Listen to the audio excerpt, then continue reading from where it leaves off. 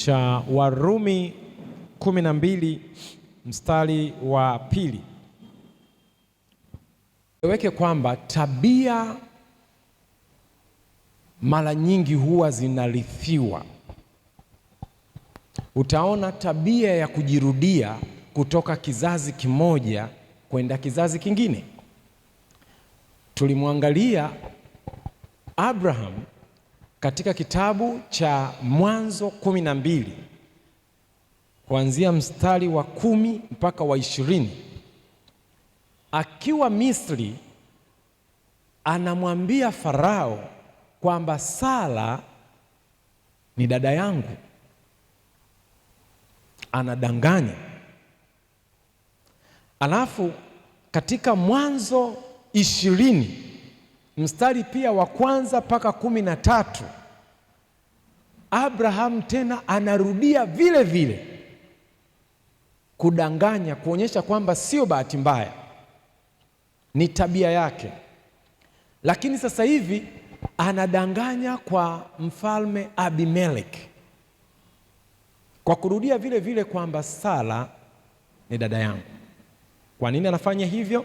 Hofu ya kuuawa.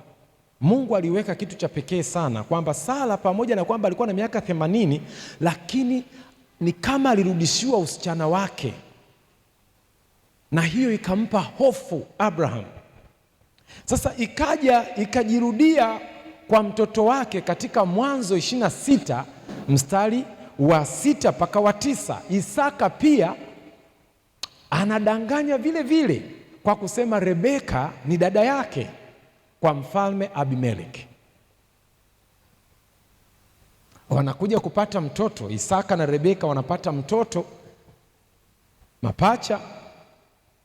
Huyu mdogo Doto anaonyesha jitihada tangia tumboni kwamba anataka kuwa wa kwanza kutoka, na Mungu akatangaza kabisa, akasema mkubwa atamtumikia mdogo. Na hilo mama alilishika kwa bidii, lakini sijui kwa nini baba alijisahau. Baba bado akawa anamtengeneza Esau kuwa wa kwanza. Anapokaribia kufa, anamwambia nenda akaniandalie mboga ile ninayoipenda, kisha nikubariki. Mama yuko pembeni anasikiliza. Wakaamua kwenda kufanya ujanja. Na hapa pia anaonekana sasa Yakobo anadanganya. Anapoulizwa wewe ni nani, anasema mimi ni Esau. Na ndio maana tabia hiyo ilikuja kukomeshwa katika Mwanzo 32. Anapokutana na Mungu, jambo la kwanza baada ya mapambano yale usiku kucha, huyu malaika wa Bwana ambaye mara zote tunasema ndio Yesu, anamuuliza jina lako nani? Na Yakobo anajibu, anasema jina lake nani? Yakobo. Kwa mara ya kwanza Yakobo anasema ukweli. Sasa katika maneno yangu nikawa nasema kwamba kwa design hiyo inaonekana kana kwamba Yakobo alirithi kutoka kwa baba yake Isaka, na Isaka alirithi kutoka kwa Abraham. Lakini sikia nikwambie marafiki zangu, Biblia haisemi kwamba tunarithi dhambi. Hata katika kitabu cha Warumi 5:12, sisi kanisa letu wa Adventista wa Sabato tunaamini ya kwamba tunaweza kurithi asili ya kuanguka, si ndio pastor?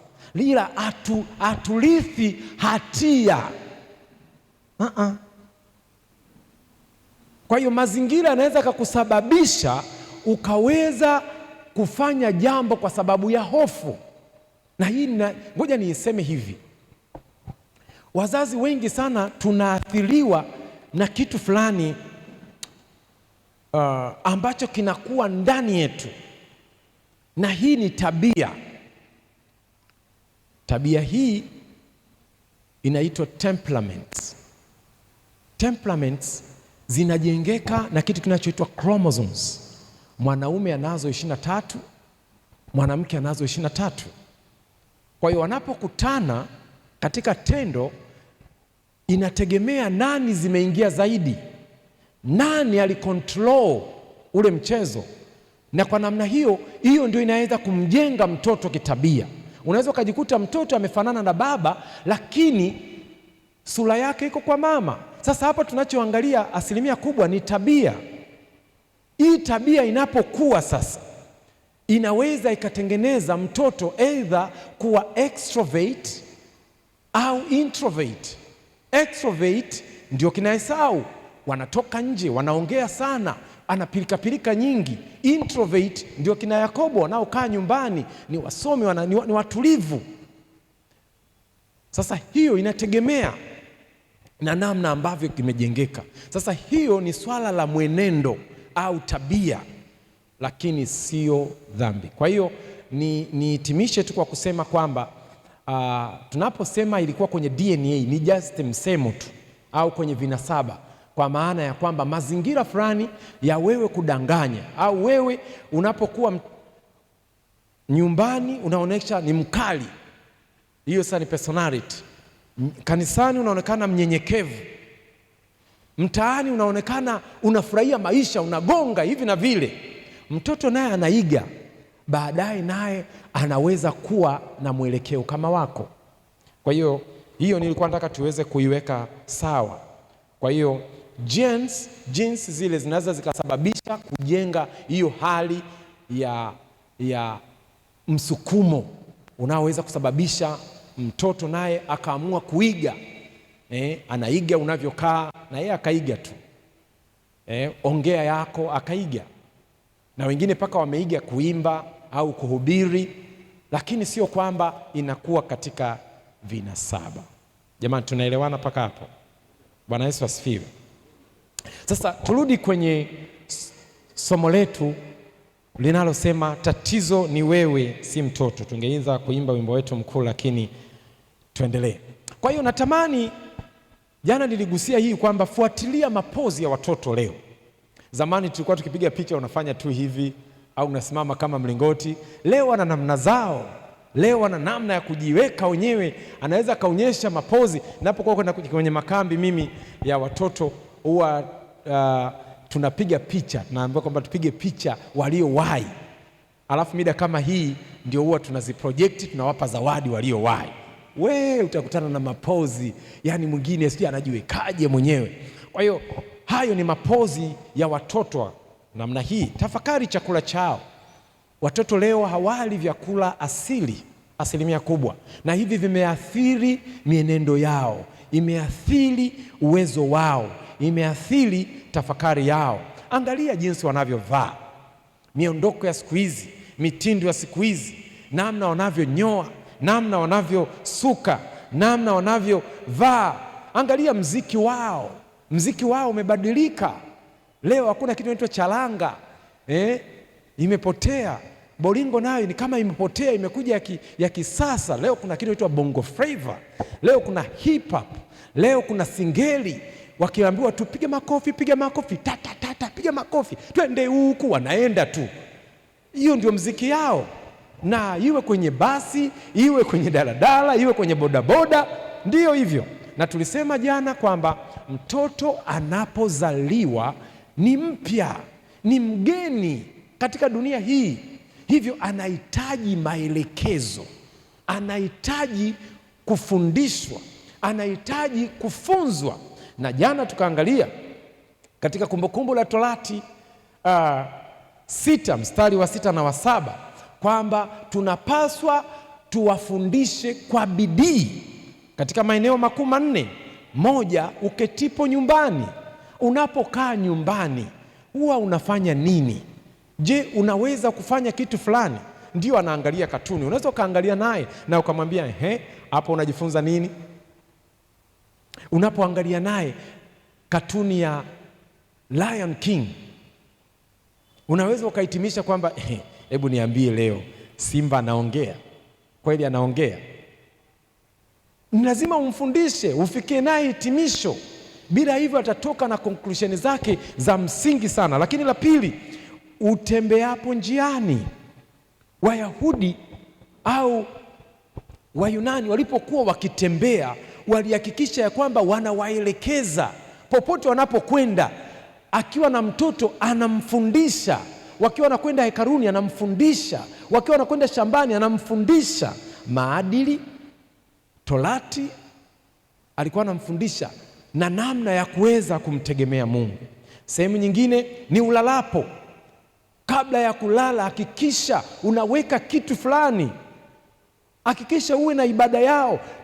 Tenga muda ambao hautaingiliana na sibanduki ng'oo, kwa sababu bila hivyo vitu viwili vikiingia hakutakuwa na ibada. Watakuwa wanakusubiria 6 of us itakuwaje leo? Madamu amecheka, kumbe inaangaliwa pia. Alafu sehemu nyingine ni uamkapo. Wanapoamka tu anza na Bwana. Haleluya!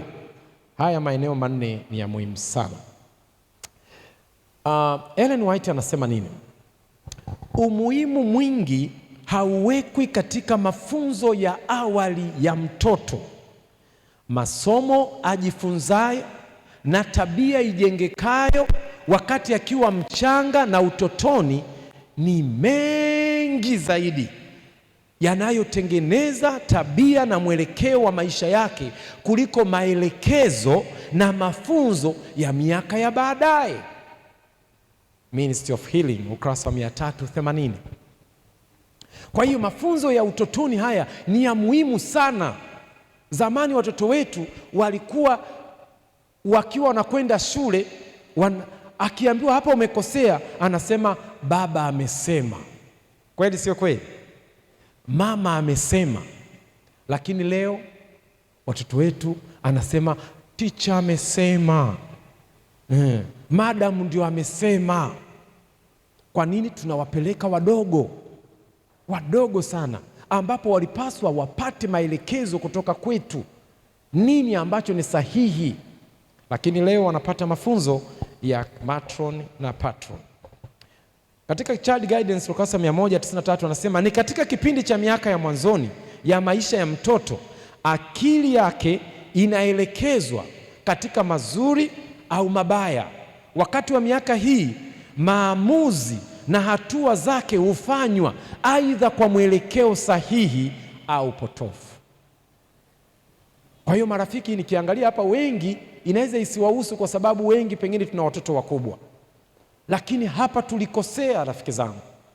Hapa hatukuweza kuweka msisitizo, na hili imekuwa ni tatizo. Angalia jinsi ambavyo yule Hana alipaswa amwelekeze mtoto Samuel kwamba utaenda kuishi mbali na mimi.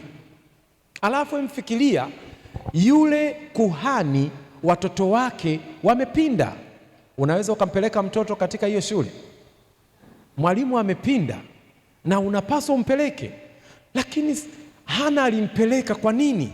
Ellen White anaeleza miaka 3 hiyo alijitahidi kumwelekeza mazuri na mabaya, akijua wazi ya kwamba ataachana naye.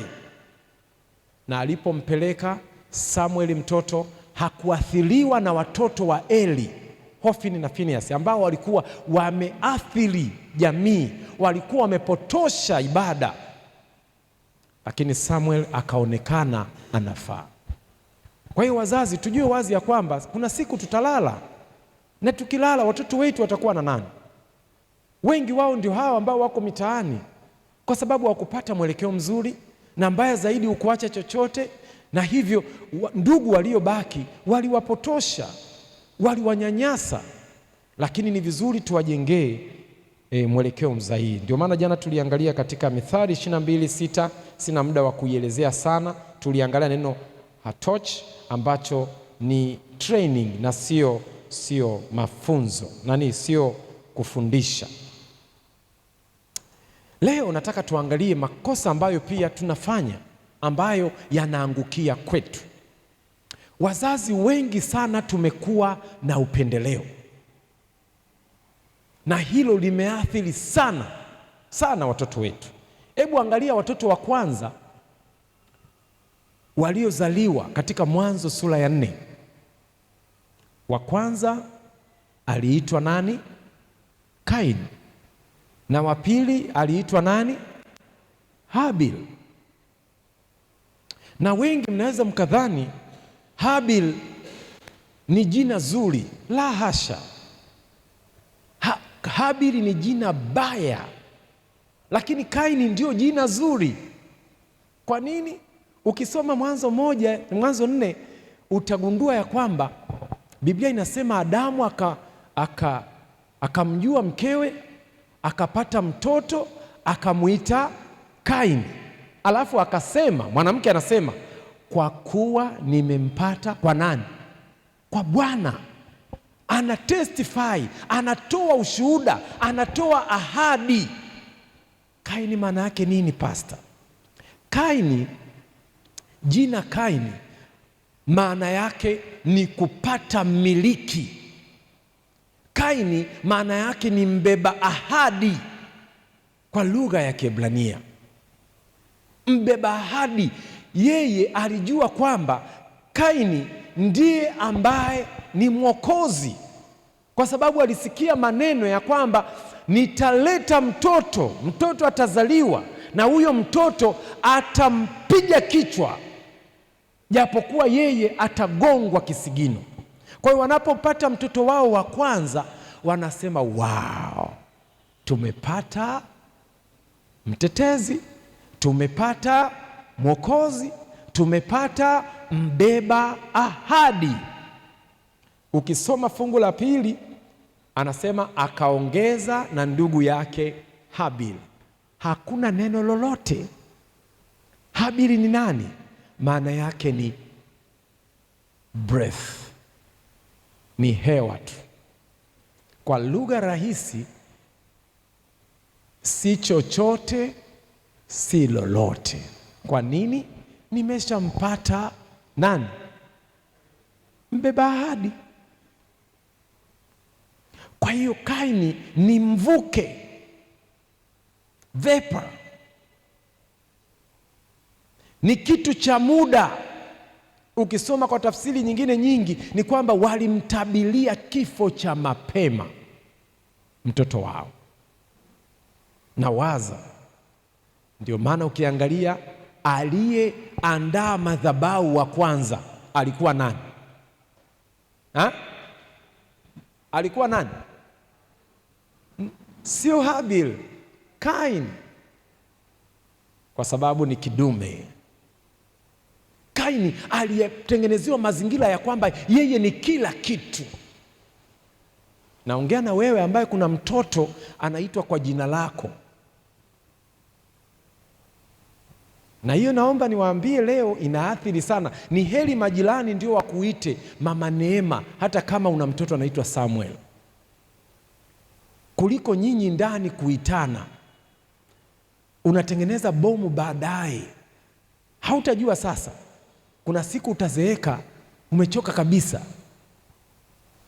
Neema atamwambia Samuel, Samuel, sasa tumchukue mama ukae naye. Akasema, nani huyo? Si mama yako wewe? Anaitwaga Mama Neema, kamtunze huko. Hiyo nimeishuhudia mimi. Majina yana nguvu ya ajabu sana. Hautaisikia kwa sababu watajadili wenyewe huko. Kaini ni kama neno junior, blessing. Tuna majina mazuri sana, na hawa watoto tunawajengea tabia mbaya ya wao kujiona ni bora kuliko wengine. Kila kitu wameandaa. Yule mdada wa kazi umthamini, japokuwa ndo anayemtunza mtoto wako. Wewe unamwangalia tu, mtoto wangu vipi, mnyweshe uji, haya achama mdomo, haya ingiza, meza. Umezaa robot. Huyo ni mdoli, yeye anachezea remote tu. Ni hatari sana.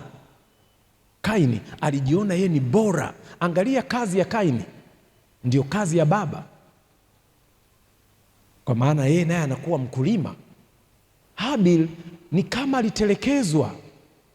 Habil alijiona yuko mwenyewe, akajitafutia kazi ambayo hakuna yoyote aliyeanza kuifanya, ya kuwa mchungaji. Lakini Ninachompenda Habil, anatii sauti ya Mungu. Kaini anajiona nafanya lolote tu, si lazima. Hatimaye akaingia katika shida kubwa, mgogoro na Mungu. Na angalia hata majibu yake alivyomuua ndugu yake. Mungu anamuuliza, yuko wapi ndugu yako Habil? Anasemaje? Huyo si amevuta bangi Hii majibu tu kwamba mimi sio mlinzi wa ndugu yangu. Hiyo inaonyesha kabisa ni kama teja hivi. Kwa hiyo nataka niwaambie, tatizo la wazazi ni kumthamini mtoto zaidi kuliko mwingine. Ni kumwona mtoto wako hakosei. Akichapwa kanisani na mwalimu, unakuja kugombana na mwalimu mbele ya mtoto.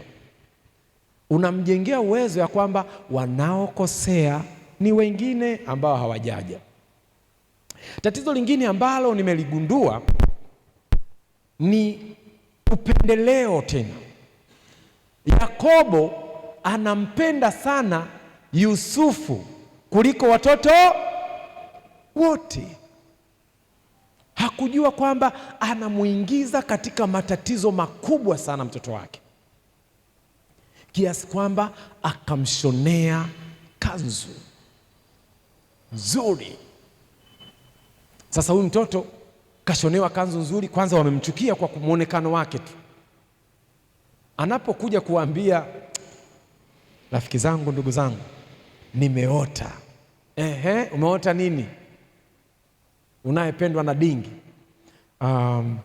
Nimeota tulikuwa tumeenda shambani, tumefika, kila mtu ameokota mganda wake, alafu wa kwangu ukasogea katikati, alafu miganda yenu yote ikanizunguka. Wakati naiangalia, miganda yenu ikainama chini, ikaniinamia. Watampenda huyo? Alafu ndio anaitwa kama kitinda mimba. Wakamchukia, kila wakimwona wanasema chandoto, chandoto. Mungu akampa nyingine. Hiyo ndio kali. Jua, nyota na mwezi vyote vinafanyaje sasa? Vinamuinamia. Hiyo akampigia paka baba yake. Paka baba naye akasema, sasa hii umezidi mwanangu, yaani maana sisi tutakusujudia wewe. Hii yote ni kutaka kuonyesha kwamba wakati mwingine upendeleo ni mbaya.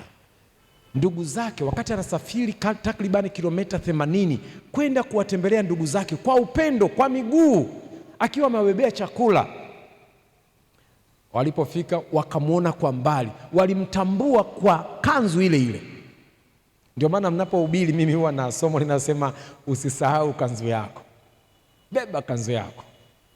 Na walivyokuja wakapanga kumuua mapema, na wakapanga kumtumbukiza kwenye kisima chenye maji. Ni Mungu ndiye alisababisha kile kisima kisiwe na maji.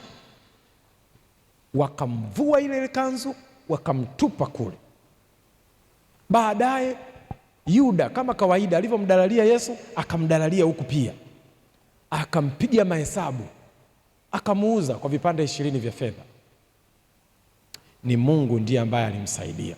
Kwa ninachotaka niseme hapa, tuache upendeleo, ni hatari sana.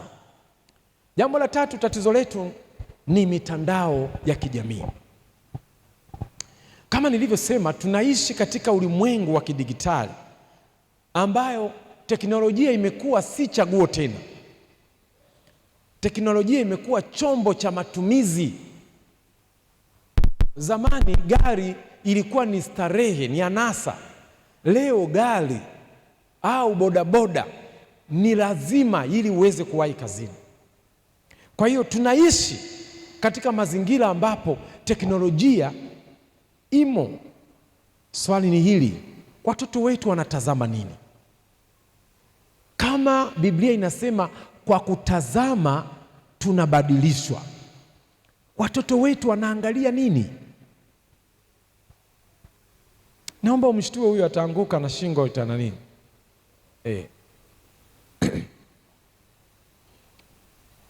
Mshtue, bado hajaamka. Okay, asante, ameamka. Kwa hiyo lazima tuweze kujua kwamba teknolojia hii japo imeingia isiweze kutawala akili zetu, isiweze kutawala akili zetu. Na nakuja kuwaonyesha vitu vya pekee sana ambavyo shetani anaweza kutumia teknolojia hizi zinazoitwa simu janja leo. Ongela kama una simu jinga, japo kwenye mambo ya teknolojia pia ya kiroho wakati mwingine na wewe unakuwa nyuma, ndio ubaya wake pia. Simu janja, mitandao ya kijamii leo imeweza kuwa kama wenzi tunaoishi nao wa kudumu. Yaani kuna wakati pastor, mimi nikiwa simu ni lazima nijue ipo na sijawahi kupoteza simu mimi hivi sijawahi. Pole sana kama unapotezaga mara nyingi.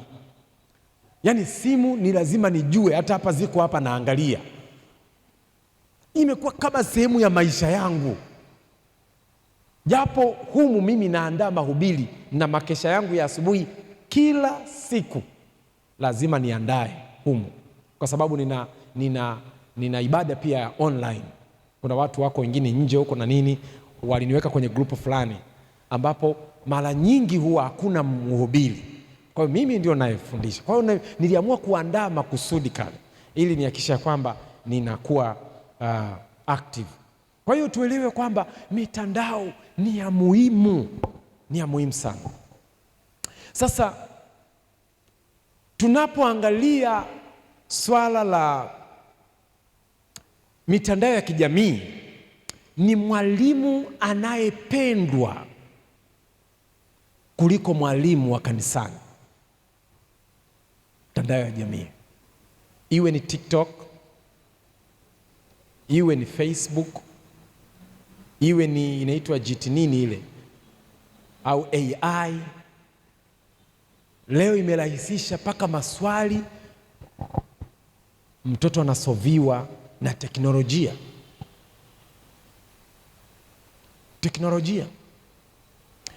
Kwa hiyo Snapchat, Instagram inafundisha watoto jinsi ya kujiwasilisha.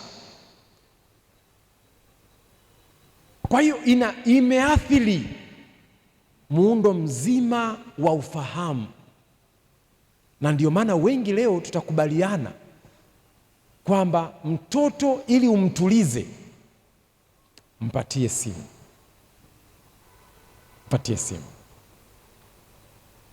Kwa hiyo tunapaswa kuwa makini, marafiki zangu, makini sana.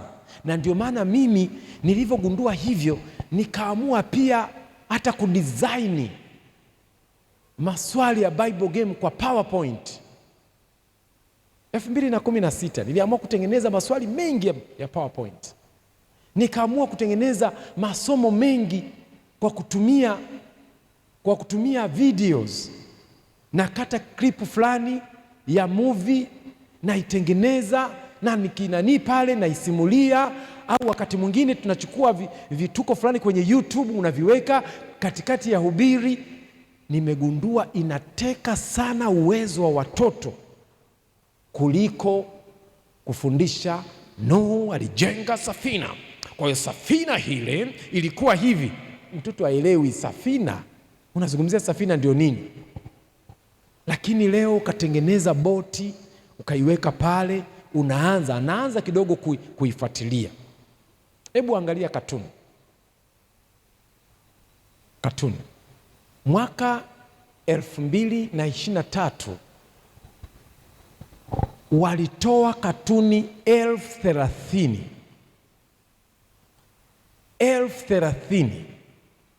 Siwataji kina nani, 30,000 kwa ajili ya kupotosha watoto. 30,000. Ndani yake ina maudhui ya ajabu. Kuna ulevi, kuna usaliti, kuna chuki, kuna visasi, kuna mapenzi, na wakati mwingine imeenda mpaka mapenzi ya jinsia moja, na hii mpaka ilikuwa inaonyeshwa kwenye king'amuzi fulani.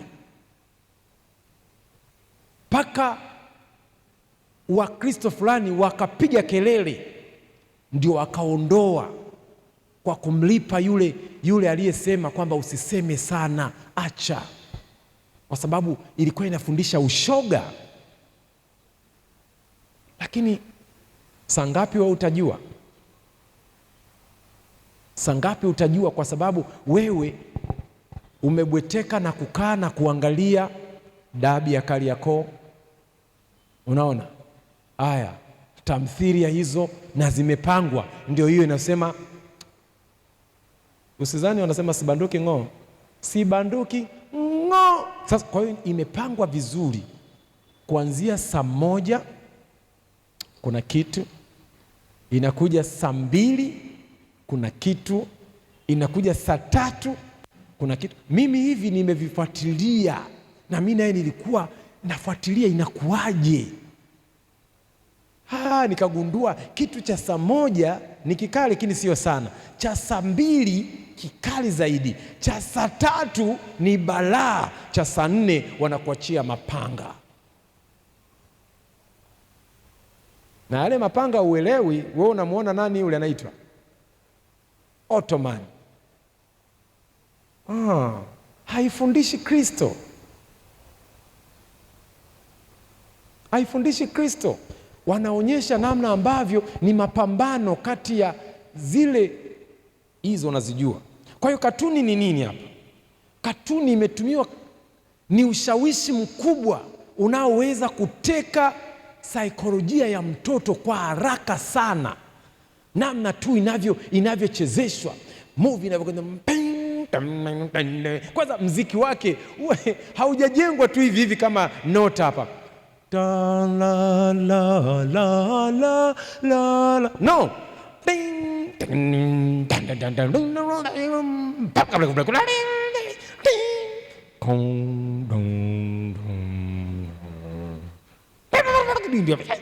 yani ni furugu na akili inakwenda haraka haraka, inanasa. Sikiliza hapa, nimeandika akili za watoto zimeunganishwa kwa waya kwa kuiga kuanzia utotoni. Kwa katuni huwasilishwa kwa vitendo vingi, matokeo yaliyotiwa chumvi. Yani anapaswa tu atembee hivi, lakini sasa imenogeshwa mpaka na mdundo. Ting, ting, ting, ting.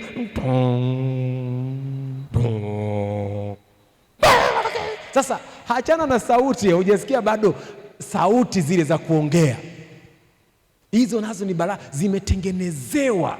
Jana tu wenyewe nilivyokuwa nimerudi, napita hivi nakutana na ile Lion King imetengenezwa sasa kwa Kiswahili. Nikajikuta na begi langu nikazubaa tena dakika kama 7 hapo kwamba jamani, wametokea kwa Kiswahili. Sasa anavyoongea yule anaitwa Kasongo, ndio nani yule, mnyama gani, ngili, si ndio? Anavyoongea hiyo sauti hivyo mwenyewe unatamani kusimama. Kwa hiyo imewekwa chumvi na hisia kali. Wewe angalia Tom and Jerry, wangapi tushai kuangalia Tom and Jerry, jinsi wanavyokimbizana. Haya, huyu anamtandika angalia kipigo chake, anapigwa anakuwa kama chapati. Jamani, hiyo si chumvi hiyo? Baadaye anavimba tena, anakuja karibu.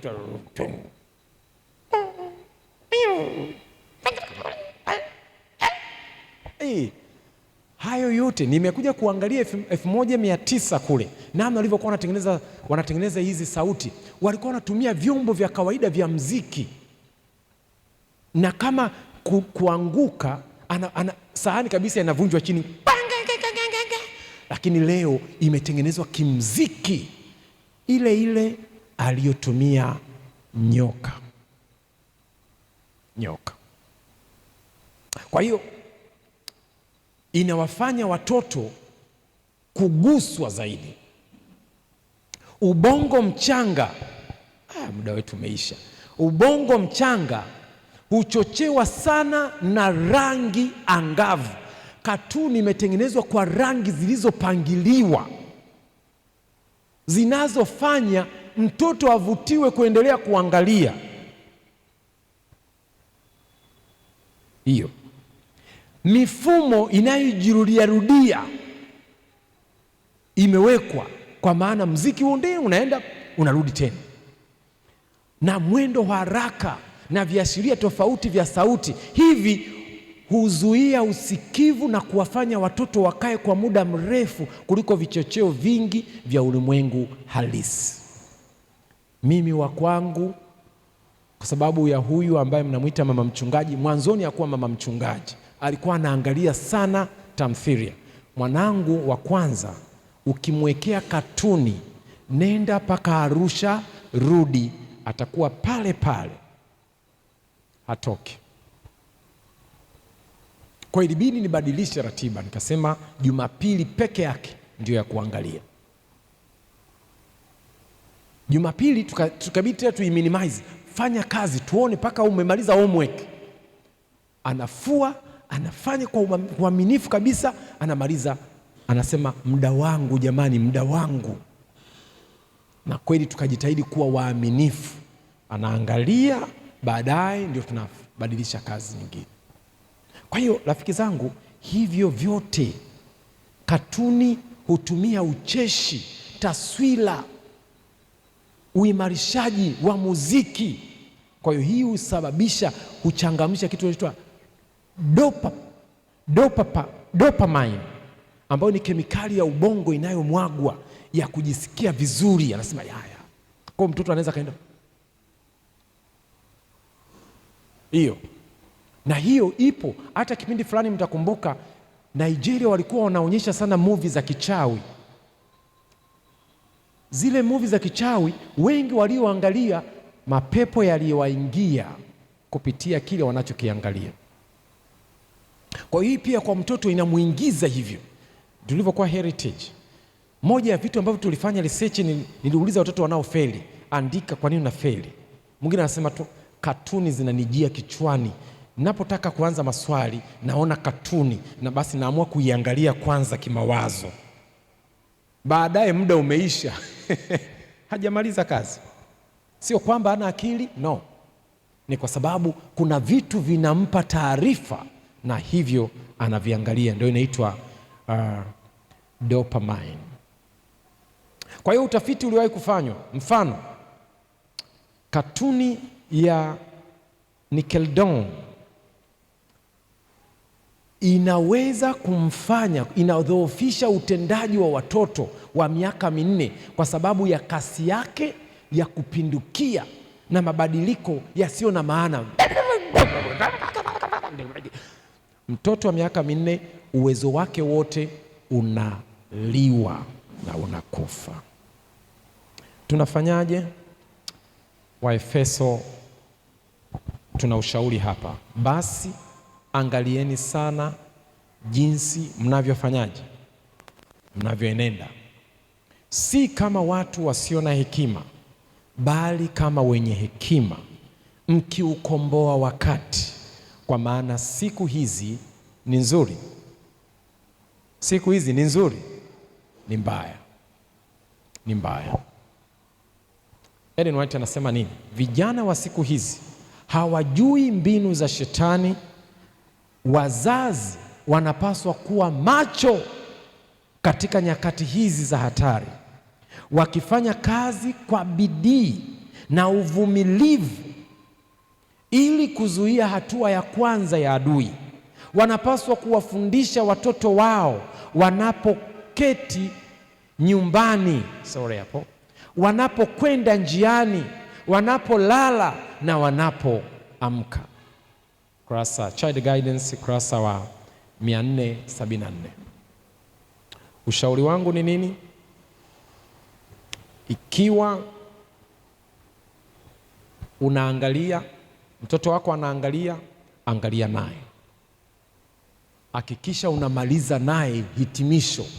Amejifunza nini? Kitu gani ameondoka nacho? Alafu usidhibiti tu, Stop, hamna kuangalia. No, utachukiwa, utajenga chuki. Weka vitu mbadala vinavyoweza kusaidia. Haya mengine mtayapata mtakapowarushia huko. Bwana Yesu asifiwe jamani. Muda wetu umekwisha. Nini cha kufanya wazazi? Katuni au movie, kuna vitu vibaya vinavyoingizwa, vina sauti kuliko sauti yako, na hivyo watoto wetu wanaathiriwa sana na hayo sana. Leo hii ukimuuliza mtoto akwambie amri 10 hawezi. Leo ukimwambia mtoto akutajie mitume 12 hawezi. Hata wewe hapo najua nikikuuliza hapa sasa hivi inaweza ikawa changamoto. Kwa nini?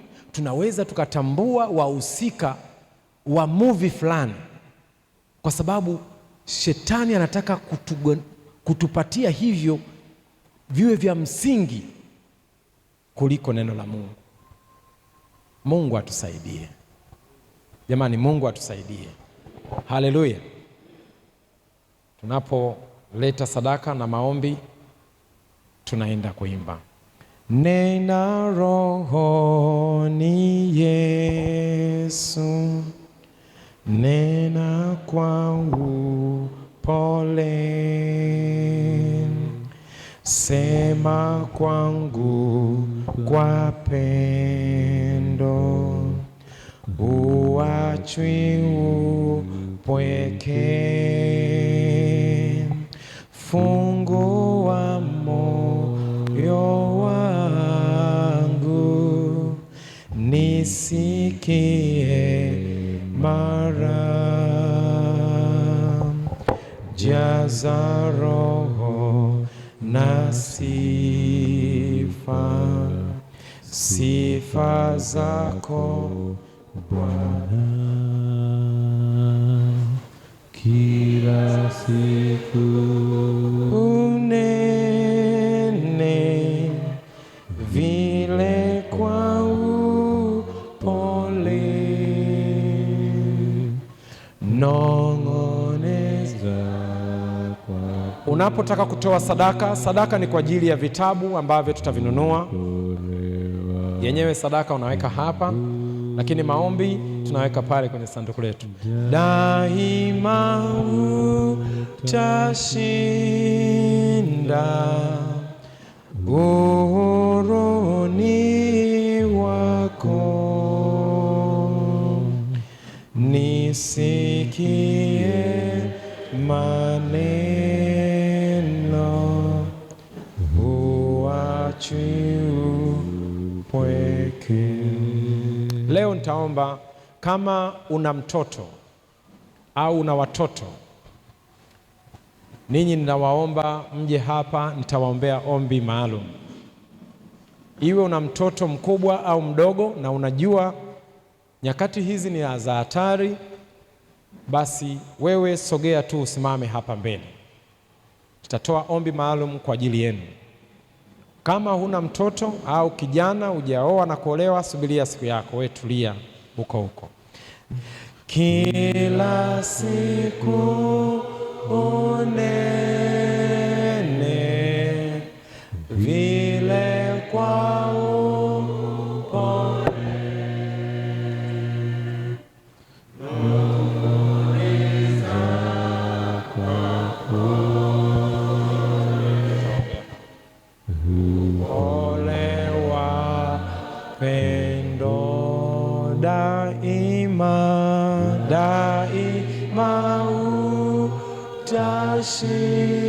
utashinda, oroni wako, nisikie maneno, uachwi upweke. Baba wa mbinguni, rafiki yetu, Mwokozi, ambaye sisi kama watoto wako ndiwe tunayekimbilia pekee pale ambapo tunapatwa na hofu, pale ambapo hatuoni msaada mahali pengine popote. Ndiwe tunayekuita katika tena jioni ya leo, tukiwa tuna mahitaji yetu ambayo pia tunayaleta mbele zako, wengine tukiwa nayo katika mioyo yetu, lakini wengine tumeamua pia hata na kuandika na kuweka katika boksi la maombi. Wewe ni Mungu ambaye siku zote huwasikiliza watoto wako na siku zote upo tayari kuwajibu watoto wako kulingana na mapenzi yako. Na hasa katika wakati huu tukiwa tumepiga magoti kujisalimisha kwako, tunaomba tena ukasikie haja zetu katika siku ya leo. Tupo ambao tumeomba kwa ajili ya majukumu mbalimbali katika nyumba zetu, tunaomba utusikie. Tupo ambao tumeomba kwa ajili ya biashara ambazo umeziweka tuweze kuzisimamia katika maisha yetu, tunaomba Bwana utusikie.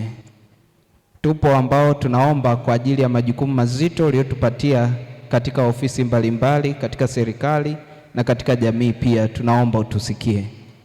Tupo ambao tumekuja hapa tukiwa na mahitaji binafsi, ikiwa ni pamoja na magonjwa, tunaomba pia utusikie katika siku ya leo.